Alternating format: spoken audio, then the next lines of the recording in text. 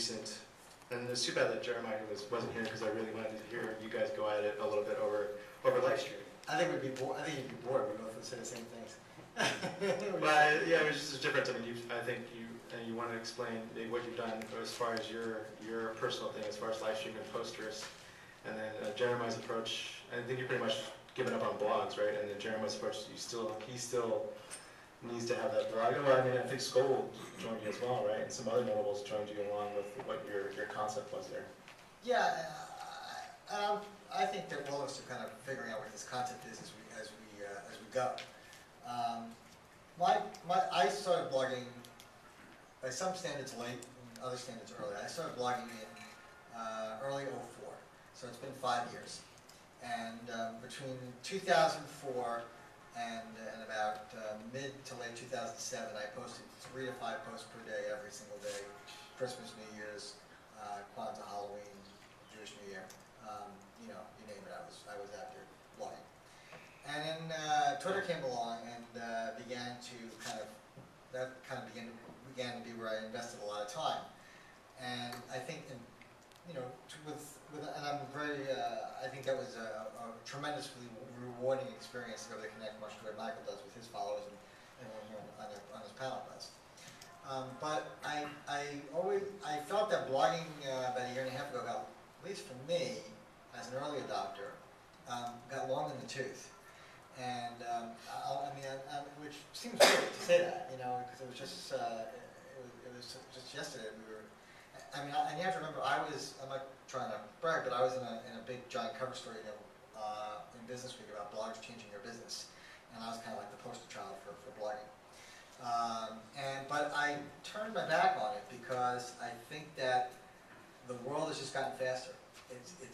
For the people who I want to reach, which are the folks like the folks in this panel, the world has gotten much faster, and I longed for something that was between a blog and a tweet.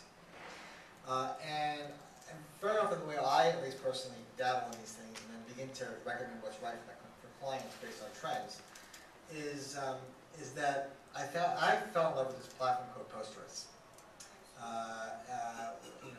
And if you actually send an email to post@posters.com, you're signed up. It's that simple. And it all works entirely by email. And for a guy like me who travels 15 days a month, that's like a natural for me to be able to post from my iPhone and do all kinds of things from my iPhone and stream as I go, and also allow some interaction through Facebook Connect and Twitter and so forth. So the concept basically is that I am not writing such long posts anymore. My blog posts used to be 500 to 1,000 words. Others do longer.